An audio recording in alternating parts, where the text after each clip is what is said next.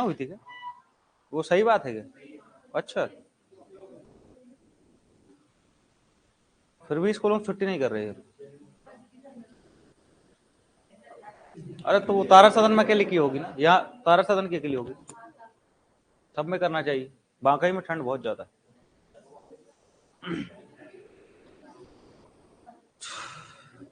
आ गए सब लोग? वॉइस क्लियर है फरन?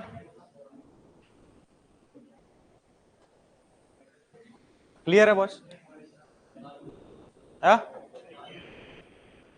चालू हुआ नहीं? ठीक है, तो शुरू करें, बात नहीं करना पीछे। अब 2 5 10 15 मिनट जितना पढ़ा रहा हूं मैं पढ़ लो ध्यान से, ठीक है? तो good morning all of you. सुबह का नमस्कार सभी लोगों को। और नमस्कार कैसा ठंड भरा, ठीक है? बैठो भाई। नहीं नहीं नहीं, आप वही ठीक हो, आप वही ठीक हो, बैठो। तो कहाँ शुरू, नया टॉपिक शुरू करना था हमें, मध्य प्रदेश।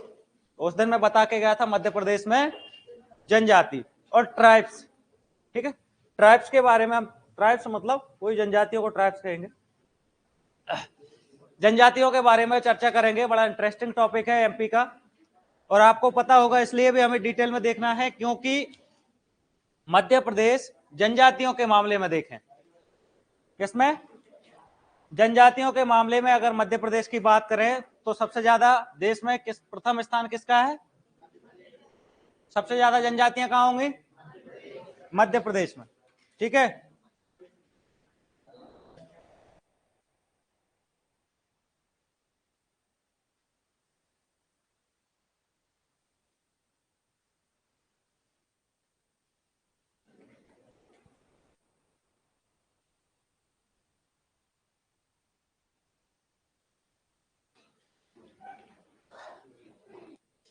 तो किसके बारे में पढ़ना हमें? जनजाति, ठीक है? जनजाति होती क्या है, कोई बता सकता?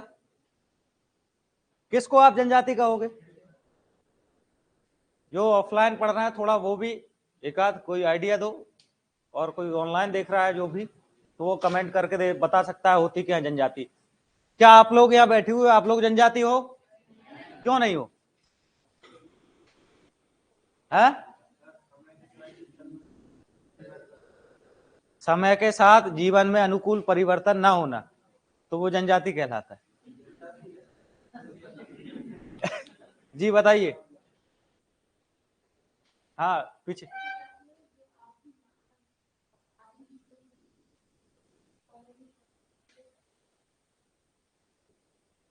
एग्जैक्टली। चलो और कोई सुधार कीजिए, बताइए।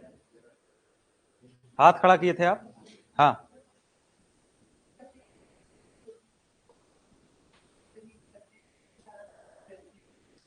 जिनकी अपनी अलग संस्कृति होती है, जो अपना आदिम जीवन व्यतीत करते हैं, और जिनकी जो मुख्य धारा से अलग होते हैं। अच्छा ठीक है, दो शब्द निकल के आए, एक आदिम जीवन व्यतीत करते हैं, दूसरा मुख्य धारा से अलग होते हैं। अब मुख्य धारा क्या है, ये सब लोग नए हैं, इनको बताइए। सीधा सा मतलब ये है, मुख्य धारा मतलब आप यहां बैठे हुए हैं, तो आप किस में है? आप मुख्य धारा में जीवन व्यतीत कर रहे हैं। समझ में आ रहा है?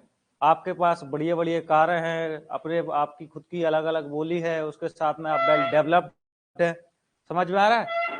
उसके साथ एक सभ्य परिवार में या सभ्य तरीके से रह रहे हैं, तो आप क्या हो गए? मुख्य धारा में जीवन व्यतीत करने वाले जाति। फिर दूसरा इन्होंने कहा था आदिम रूप से जीवन व्यतीत कर रहे हैं। अब इस शब्द में यहां से मैं जनजाति हटा दूं, क्या हटा दूं? जनजातियां मैं यहां से हटा दूं, और मैं यहां जनजाति की जगह लिख लूं आदिवासी।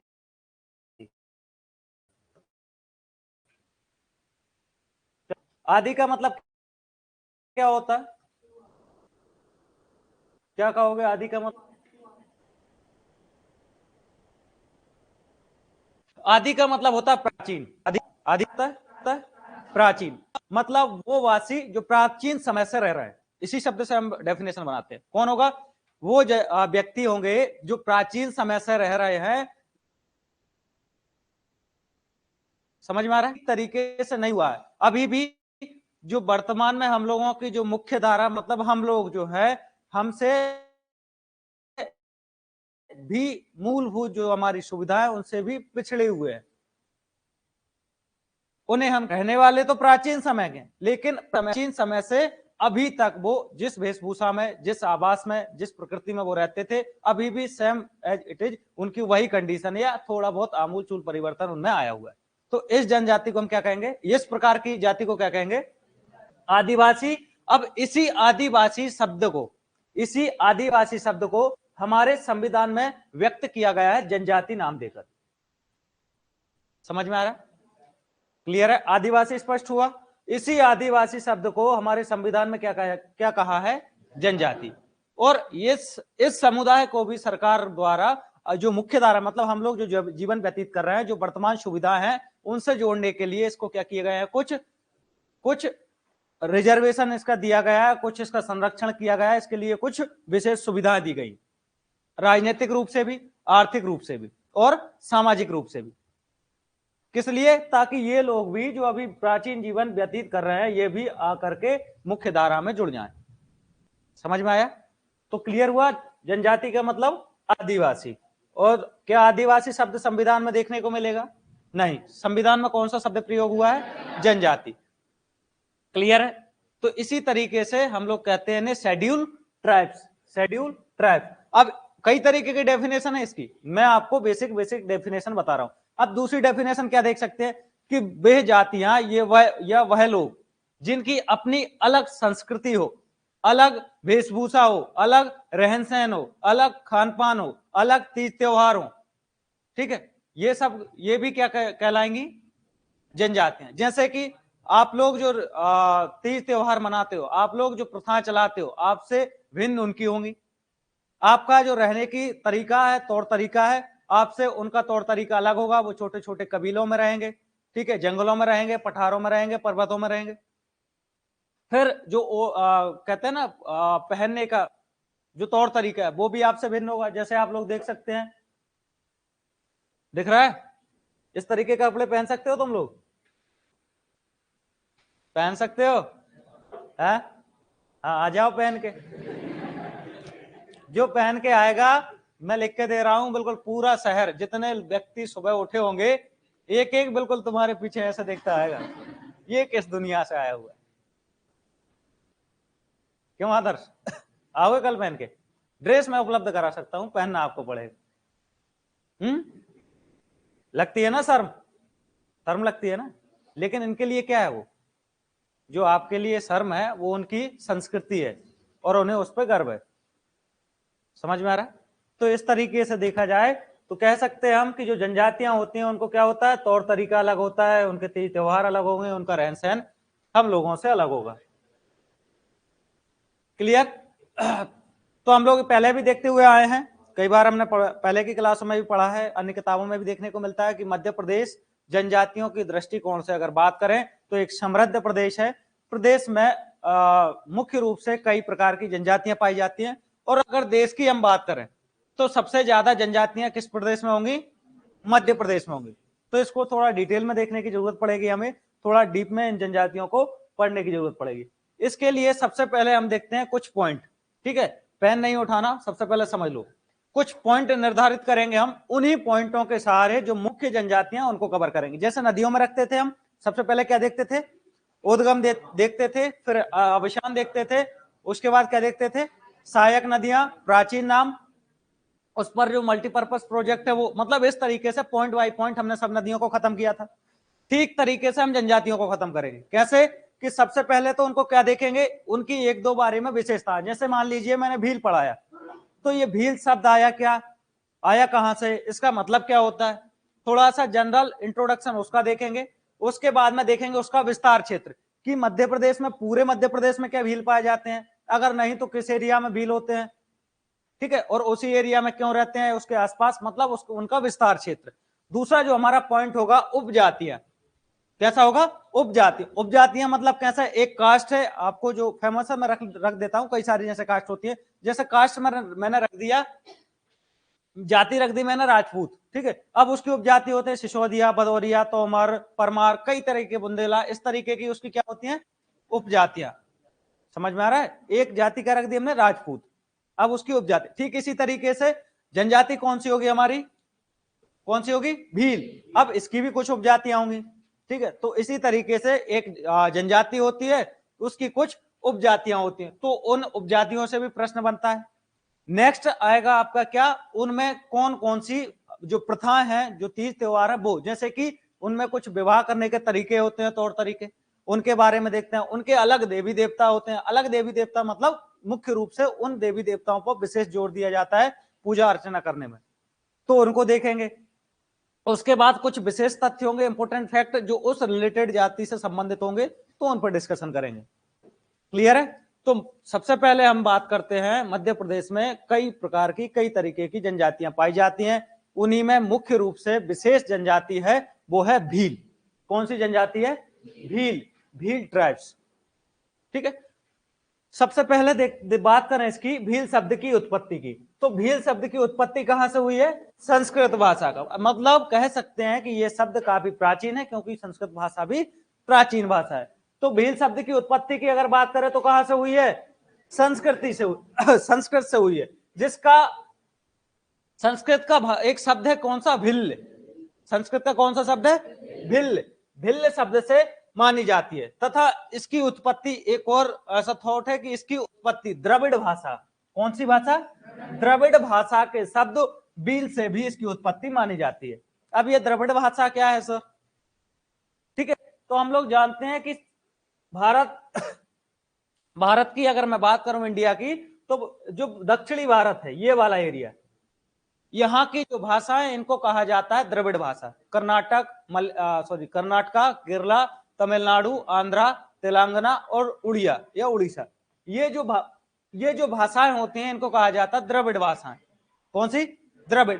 तो ऐसा भी माना जाता है कि जो द्रविड़ भाषा है या दक्षिण भारतीय जो भाषा है, इनमें एक शब्द है कौन सा? बील। इस बील शब्द से भी, इस भील शब्द की उत्पत्ति मानी जाती है। क्लियर है? अगर आपसे पूछा जाए भील शब्द की उत्पत्ति के बारे में, तो दो भाषाएं सामने आएंगी। पहला संस्कृत, और संस्कृत का शब्द होगा भिल्ल, और द्रविड़ भाषा उसका शब्द होगा भील। इन दोनों से उत्पत्ति मानी जाती है किसकी? भील जनजाति या भील शब्द की। भील का शाब्दिक अर्थ होता है धनुष। भील का शाब्दिक अर्थ होता है धनुष। और इसी से आपको याद रखना है कि मध्य प्रदेश में जितनी भी जनजाति होंगी, और इवन भारत में जितनी भी जनजातियां हैं, उनमें सबसे कुशल और सबसे जो फेमस तीरंदाज होते हैं वो भील होते हैं। कौन होते हैं? भील। सबसे कुशल तीरंदाज या तीर कमान चलाने में जो सक्षम, सबसे बेस्ट जो जनजाति है वो कौन सी है? भील। क्यों? क्योंकि उसका नाम ही, भील शब्द का नाम ही किससे रिलेटेड है? धनुष से। ठीक है, अब बात करते हैं विस्तार क्षेत्र की। अब बात करते हैं विस्तार क्षेत्र की, तो विस्तार की बात करें तो पहला जिला आएगा धार। ठीक है, हमको ऐसे याद ना करके सबसे पहले हमें याद करना है झाबुआ और अलीराजपुर। क्योंकि आप जानते हैं कि झाबुआ पहले, अलीराजपुर और झाबुआ एक ही था। इसी झाबुआ से अलग किया गया किसको? अलीराजपुर को। तो झाबुआ और अलीराजपुर जहां भील जाति मुख्य रूप से पाई जाएगी, उसके साथ साथ में उससे सटा हुआ जिला है धार। कौन सा जिला है? धार। और उसके बाद खंडवा और गुना। समझ में आ रहा है? ध्यान से देखना, मुख्य रूप से कहां पाई जाएगी भील जनजाति? झाबुआ और अलीराजपुर। झाबुआ और अलीराजपुर यहां मुख्य रूप से होगी। लेकिन इसके अलावा भी धार, गुना, खंडवा, रतलाम वाला जो एरिया है, और गुना का कौन सा? ब्यावरा, राघवगढ़ वाला जो एरिया है, यहां पर कौन सी जनजाति होगी? भील। लेकिन संख्या में ना के बराबर। समझ में आ रहा है? प्रचुर मात्रा में कहां पे होगी? झाबुआ और अलीराजपुर में। लेकिन ऐसा नहीं है कि सिर्फ झाबुआ और अलीराजपुर। ठीक है, कुछ जनजातियां, कुछ व्यक्ति इनमें से निकल के गुना और उसके साथ साथ में धार और खंडवा वाले इलाके में भी बस चुके हैं, प्राचीन समय में बसे थे। समझ में आया? क्लियर है?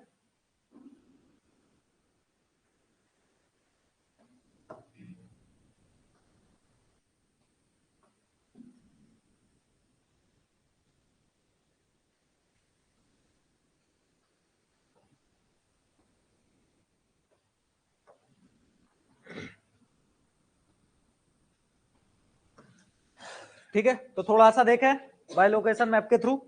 सबसे ज्यादा जनजाति कहाँ होगी? भील जनजाति कौन से जिले में? झाबुआ में। अब आपसे पूछा जाए कि सर्वाधिक भील जनजाति किस जिले में पाई जाती है, तो झाबुआ।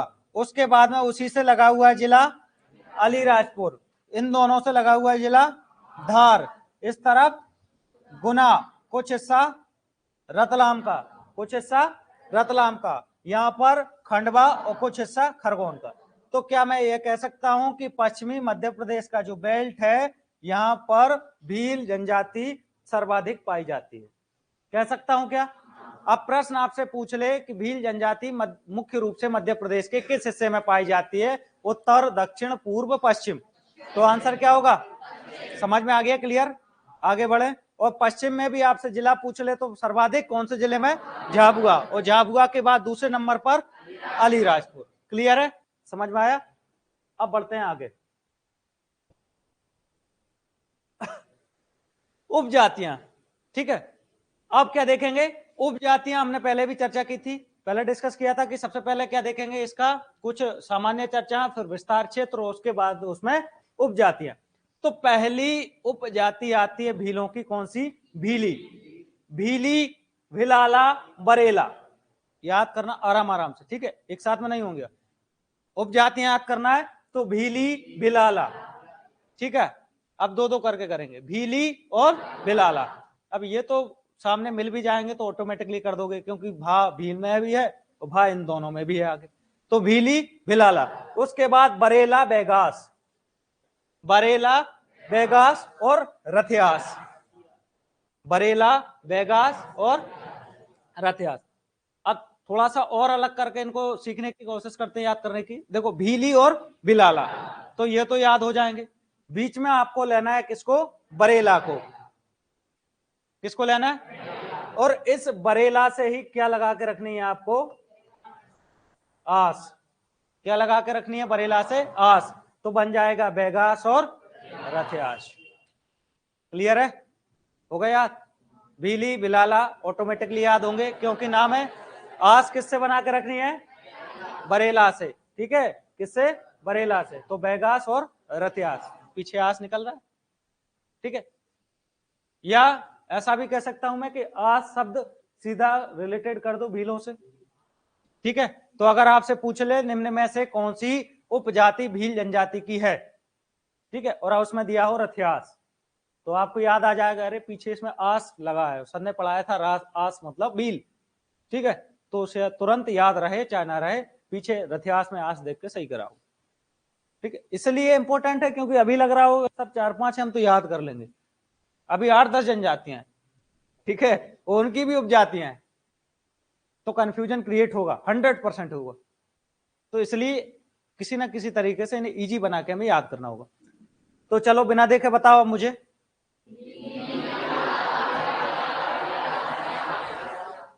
जो ऑनलाइन पढ़ रहे हैं वो कितने लोग हैं ऑनलाइन? देखो 8 लोग हैं, ठीक है। तो बिना कोई स्लाइड देखे हुए टाइप करके बताइए जो उपजातियां बताई हैं पूरी की पूरी, और आप लोग नोट डाउन कीजिए बिना देखे। मैंने कहा है बहुत मोस्ट इंपोर्टेंट चैप्टर है ये, और टिपिकल है, काफी कठिन है ये चैप्टर, लेकिन मैं कोशिश ये करूंगा कि घर नहीं, मैं यहीं याद करवाऊंगा, ये पूरा यहीं समझाऊंगा, पूरी उपजाति। और समय है सिर्फ 1 मिनट का, ऐसा नहीं कि देख देख के पलट पलट के लिखना है। फरहान भाई मोबाइल लेके जाओ, मुझे देखना है उसमें कितने लोगों का आंसर आया। लैपटॉप कल से लगाना है।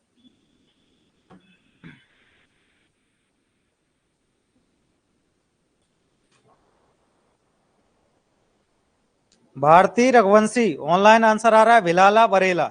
हाँ सर, भिलाला से भीली, भिलाला भील याद रख लेंगे, और बरेला से आस लगा लेंगे, तो दोनों के दोनों याद हो गए।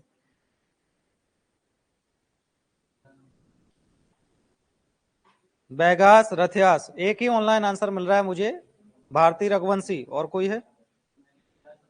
Neeraj Shakya, good morning sir, answer भी दे दे भाई, कि गुड मॉर्निंग बोल के चला गया। धर्मेंद्र साहू, भीली, भिलाला, बरेला, रथियास, भूल रहे हो कुछ?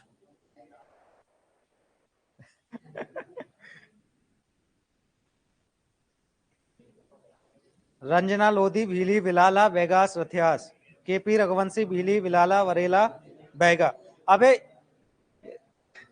बैगा नहीं है, बैगास है, इसलिए मैं कह रहा हूं बैगा खुद एक जनजाति है, आगे पढ़ाऊंगा, थोड़ा सुधार करो उसमें। ठीक है, तो नोट डाउन किया। अब एक और, चलो एक और क्वेश्चन देते हैं आपको करने के लिए। जितने मैंने डिस्ट्रिक्ट बताए 30 सेकंड का समय नोट डाउन करो जल्दी। डिस्ट्रिक्ट मैंने जो बताया जहां भील जनजाति, ऑनलाइन वालों के लिए भी 30 सेकंड का समय है, जहां भील पाए जाते हैं उन 5 जिलों के नाम बताओ जल्दी।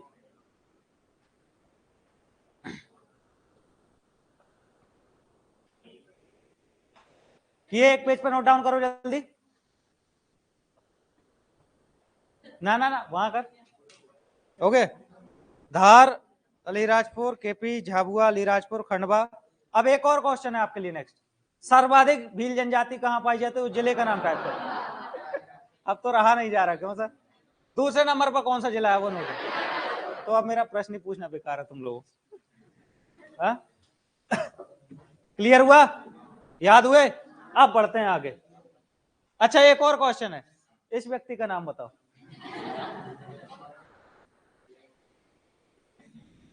बता दूं? ठीक है ना? हाँ, देख लो अपने अपने हिसाब से, जिसको क्लास में लगता हो नाम रख लेना।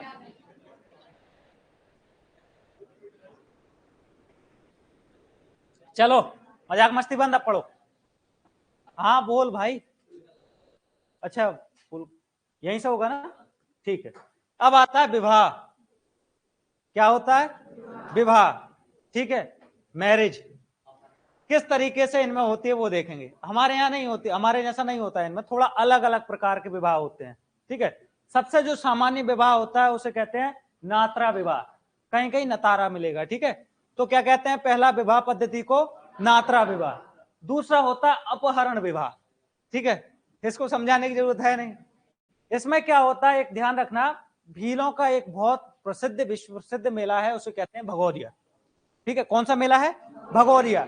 इस भगोरिया मेले में भील संस्कृति पूरी की पूरी देखने को मिल जाती है। झाबुआ अलीराजपुर जिलों में ये काफी फेमस है। क्या होता है इस भगोरिया मेले में? इस मेले में कई तरीके की मनोरंजन सामग्रियां होती हैं।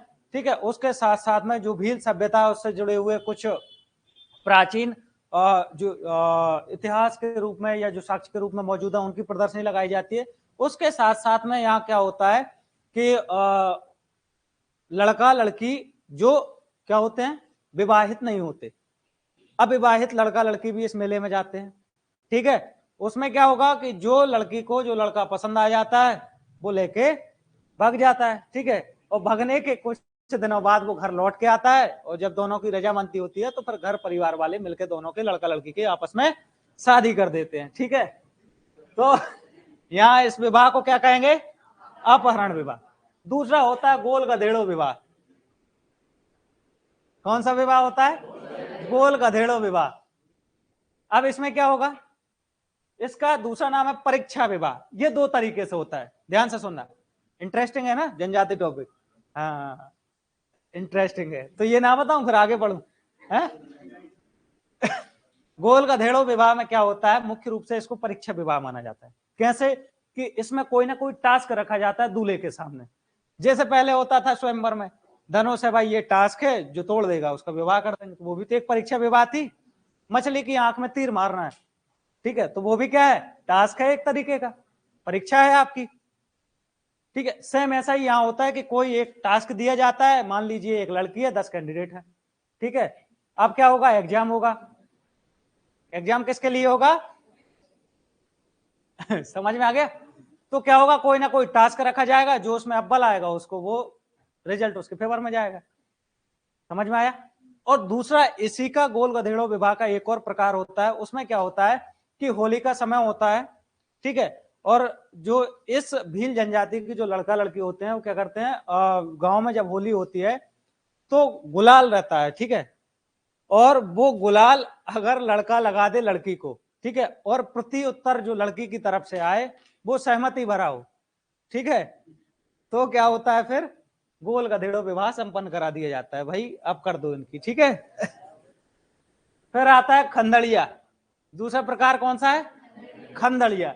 खंदड़िया में क्या होता है? ये घर जमाई वाला है। समझ में आ गए? घर जमाई क्या होता है बताओ मुझे, जानते हो घर जमाई? एक मिनट रुको, क्या होता है घर जमाई बताओ, ये बिरादरी बताएगी है? क्या होता है? अरे एक एक करके बताओ। वरदान होता है उसमें, वरदान दो तरीके का होता है। वरदान एक ये भी होता है, ठीक है, अब तू कौन सा बताना चाह रहा है वो नहीं पता, लड़के वाला कि वर को दान कर दिया जाए कन्या को, तो वो घर जमाई है, क्या होगा? हाँ हाँ, तो वो ही सेम डेफिनेशन है, ठीक है। तो हम कह सकते हैं कि भाई इसमें क्या होगा, जो लड़का होगा वैसे नॉर्मली जो देखा जाता है लड़की विदा होकर के आती है लड़के के घर, ठीक है, इसमें लड़का विदा होकर के जाता है लड़की के घर। अब रोता कौन है वो मुझे नहीं पता। रोता लड़का ही है, अच्छा ठीक है। शादी हो गई? अनुभव के हिसाब से लग रहा था कि हो गई। तो कितने विवाह देखे? पहला कौन सा? नात्रा विवाह। पहला कौन सा? नात्रा विवाह, जनरली यही होता है। दूसरा अपहरण, तीसरा गोल गधेड़ो। इस गोल गधेड़ों में ही शामिल करना परीक्षा विवाह, ठीक है। आपसे पूछा जाए परीक्षा विवाह किसको कहा जाता है तो गोल गधेड़ो। और फिर आता है खंदड़िया, ठीक है, खंदड़िया मतलब घर जमाई, ठीक है। अब देखते हैं जब शादी हो गई तो फंक्शन भी होगा। फंक्शन कौन सा होगा? नृत्य वाले। तो नृत्यों की बात करें हम भीलों में, तो पहला नृत्य होता है भगोरिया। फिर मैंने कहा था कि भगोरिया, ये जैसे ही शब्द आ जाए तो भील जनजाति तुरंत याद आना चाहिए। ये भगोरियाओं का नृत्य भी है, भगोरिया जनजाति का ये क्या है, मेला भी है और पर्व भी है। इसलिए मोस्ट इंपोर्टेंट, कई बार प्रश्न रिपीट हुआ है व्यापम में और पीएससी में, ठीक है। भगोरिया मेला से भी, भगोरिया पर्व से भी, भगोरिया नृत्य से भी। किस, और जनरली सिंपल पूछा जाता है किस जनजाति से संबंधित है, तो किससे? भील जनजाति। फिर आता है एक और नृत्य होता है बड़वा। बड़वा और दोहा नृत्य, क्लियर है? पहला याद कौन सा करना है हमें? भगोरिया। मैं बता चुका हूं, जैसे ही भगोरिया आएगा भील तुरंत याद आना चाहिए। और भगोरिया के अलावा बड़वा और दोहा, ठीक है। क्या कर दो, अब जब वो होता है ना, जब शादी हो गई, शादी होने के बाद नृत्य हो गए, तो पहला नृत्य कौन सा होगा? भगोरिया। 2-4 घंटे यही चल गया। अब जब समय ज्यादा होता है तो बड़े बुजुर्ग क्या कहते हैं, अरे भाई बहुत देर हो गई, अब इसको बढ़वा दो बारात को, यही बोलते हैं ना, ठीक है। तो और क्या है, बीच बढ़वा दो आपस में, आगे बढ़ाओ जो भी कार्यक्रम, नृत्य खत्म करो। अरे याद हुआ कि नहीं? भगोरिया और बढ़वा दो, हमारे यहाँ तो यही कहते हैं। अगर ऑनलाइन बघेलखंड वाले पढ़ रहे हो तो मुझे नहीं पता क्या बोलते हैं, जनरली बोला जाता ना, शादी में डांस करोगे डीजे पे तो एक बुजुर्ग जरूर होगा जो वो डीजे की गाड़ी के ड्राइवर के पास में ही खड़ा होगा, होता है ना। और हर 2 मिनट चल आगे बढ़ा, चल आगे बढ़ा, अरे टाइम बहुत हो गया, चल आगे बढ़ा, ऐसा ही करते हैं ना। तो जो आप लोग, जो नव युवक उस डीजे गाड़ी के पीछे डांस करते हैं वो कौन सा डांस होता है? और जो वृद्ध व्यक्ति ड्राइवर के पास में खड़ा हुआ है और बार बार क्या कर रहा है, तो क्लियर हुआ? तो इसका मतलब आप किस जनजाति से संबंधित हो? उद्देश्य याद करवाना है, ठीक है। अब संबंधित हो चाहे ना हो। फिर आता है पर्व। देखो फिर निकल के आया भगोरिया, इसको इंपोर्टेंस देना और देना ही पड़ेगा, तो इसको पहले ही याद रखना। फिर आता है यात्रा और चलावनी। समझ में आया? बड़ा कंफ्यूजन होता है पर्व और किसमें? नृत्य में। तो आपको नृत्य याद होंगे तो पर्व ऑटोमेटिकली इनको अलग कर दोगे, क्लियर है? तो कितने नृत्य देखे हैं? स्टोरी याद आ गई, ठीक है, कोई कंफ्यूजन? नो। फिर आता है पर्व। पर्व में भी भगोरिया कॉमन, बस याद रखना है यात्रा और चलावनी। अब यहाँ कोई ट्रिक नहीं बताऊंगा, क्यों? 1000 ट्रिक हो जाएंगे, फेल हो जाएंगे। ट्रिक 1-2 ही याद रखना है, बाकी उनके सहारे इनको अलग करना है। तो यात्रा और चलावनी। अब इनके कुछ देवता होते हैं, देवता जनरली जो मुख्य रूप से पूजे जाते हैं, और विश्वास इनका हिंदू धर्म में भी होता है, कुछ भील होते हैं मुस्लिम धर्म में भी विश्वास करते हैं वो, लेकिन मोस्टली क्या होते हैं वो हिंदू धर्म से संबंधित होते हैं। तो हिंदू देवी देवताओं को तो मानते हैं, लेकिन उनके कुछ लोकलाइट एरिया भी होते हैं, सॉरी लोकलाइट क्या होते हैं, देवता भी, जिनको मुख्य रूप से वो मानते हैं, माना जाता है। तो उन्हीं में कौन आता है? राजा राजा पंथा और महादेव हनुमान और लक्ष्मी। ठीक है, अब ये हनुमान लक्ष्मी महादेव ये तो याद रह जाएंगे, याद किसको करना हमें? राजा पंथा को। किसको करना है? राजा पंथा को। इनकी एक स्टोरी मैं आगे बताऊंगा अभी राजा पंथा की, तो इनको भी रटने की जरूरत नहीं पड़ेगी।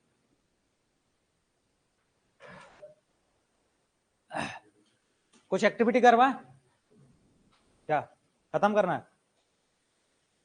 ठीक है भाई, खत्म करते हैं, लेकिन कुछ एक्टिविटी करेंगे 2 मिनट की। चलो सबसे पहले एक काम करो, जो अभी मैंने बताया हुआ हूं भूलों के विवाह प्रथा 5 बताइए ना। क्या हुआ? अपहरण, हाँ ठीक है, ठीक है। तो इसी के साथ अब नृत्य जो बताएं जल्दी नोट डाउन करो उन्हें। 20 सेकंड का समय, जल्दी नोट डाउन करो। जो अभी कॉपी वॉपी नहीं खोलना है नोट्स वाली।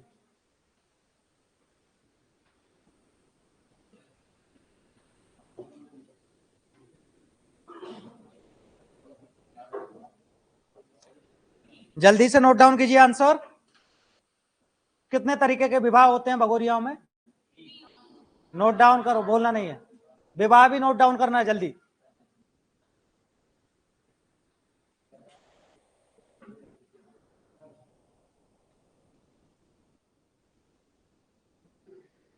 मेरना राणा भगोरिया बड़बा दोहा, वेरी गुड।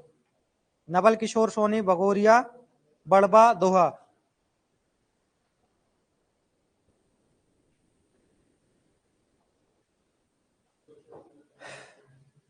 हो गया नोट डाउन? अब थोड़ी सी चर्चा और करते हैं, 2 मिनट की, खत्म करेंगे इसको, ठीक है। प्रमुख तथ्य, इंपोर्टेंट फैक्ट, इससे भी प्रश्न बनते हैं, और वो प्रश्न किस तरीके से बनते हैं थोड़ा सा पढ़ लें इसको, फिर देखेंगे। ये मध्य प्रदेश की सबसे बड़ी क्या है? जनजाति। कौन सी? मध्य प्रदेश की सबसे बड़ी जनजाति कौन सी? भील। दूसरी सबसे बड़ी जनजाति कौन सी? गौड़। दूसरी कौन सी होगी? गौड़। तो याद रखना, प्रश्न पूछ ले, मध्य प्रदेश की सबसे बड़ी जनजाति कौन सी? भील। किस क्षेत्र में पाई जाएगी? पश्चिमी क्षेत्र में। और किस जिले में सर्वाधिक होगी? झाबुआ। क्लियर? दूसरी बड़ी जनजाति कौन सी है? गौड़। ठीक है, उसको आगे पढ़ेंगे। फिर आता है इनके द्वारा की जाने वाली कृषि को क्या कहते हैं? चिमाता। इनके द्वारा जो खेती होती है उस खेती को कहा जाता है चिमाता। नोट डाउन कर लो इंपोर्टेंट फैक्ट लगा के। भीलों के द्वारा जो कृषि की जाती है उसको कहा जाता है चिमाता। और ये जिन घरों में ये रहते हैं, चाहे बांस के हों या फिर मिट्टी के हों, उनको कहा जाता है कू। क्या कहते हैं? कू।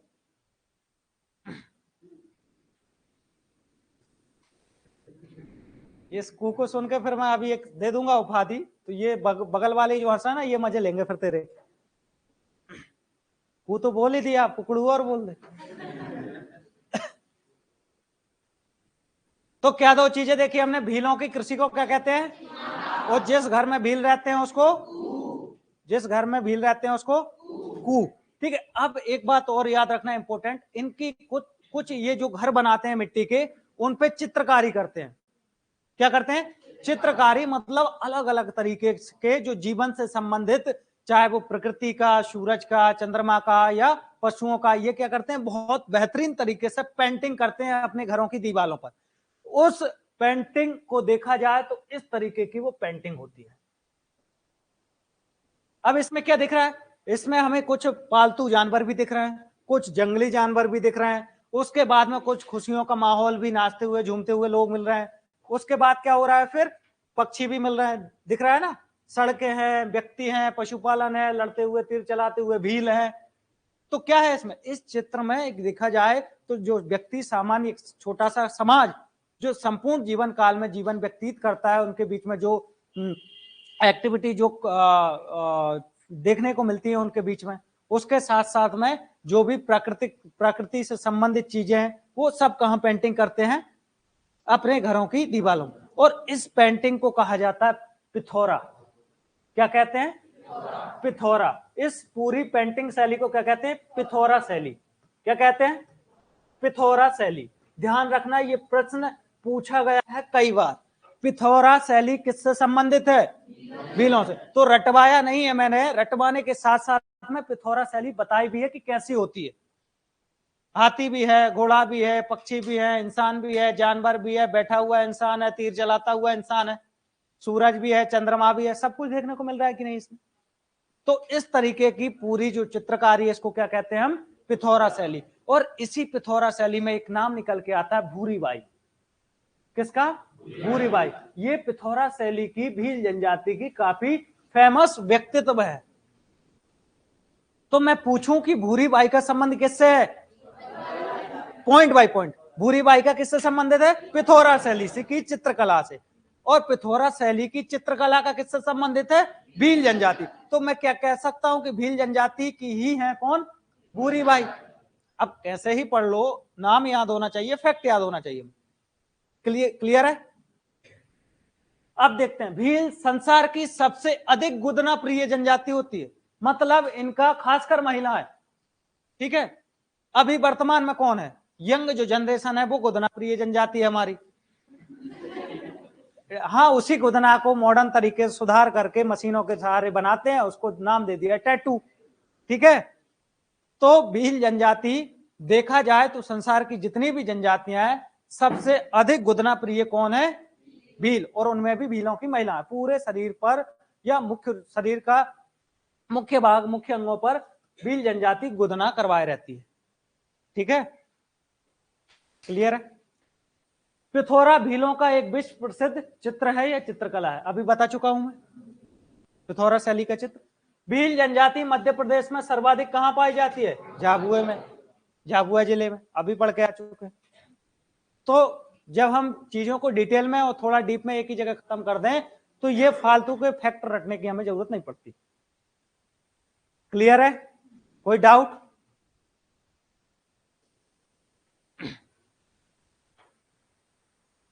चलो, एक एक दो दो सेकंड का समय दूंगा, क्वेश्चन मैं करूंगा, आंसर आप नोट डाउन करोगे। क्लियर है? 1 मिनट क्वेश्चन आंसर सेशन, जल्दी पेज निकाल लो खाली। ऑनलाइन जो पढ़ रहा है वो ऑनलाइन भी आंसर देगा।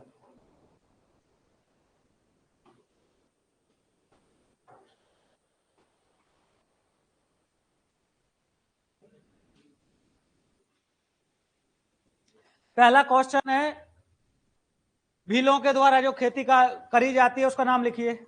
थोड़ा अरे बोलना नहीं है, नाम लिखो वहां जल्दी। भीलों के द्वारा की जाने वाली खेती का नाम लिख लिया? राइट आंसर क्या होगा? इनके घरों के नाम को क्या कहते हैं? लिखो। हाँ, कू।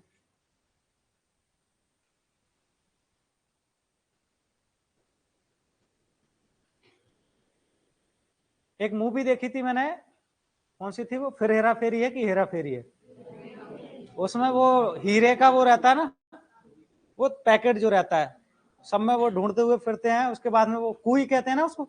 किस में रखा है? कू में रखा है। एक वो ट्रेन टाइप की होती है छोटी सी, उसमें आगे एक चोंच वाला क्या लगा रहता है? कू। अच्छा, कुकड़ू कू होता है। यही तो सुनना था, कुकड़ू कू। क्लियर है? क्लियर है? चलो, नेक्स्ट क्वेश्चन है, भील जनजाति की उत्पत्ति किन दो भाषाओं से मानी जाती है? नाम लिखिए जल्दी, नाम लिखिए जल्दी।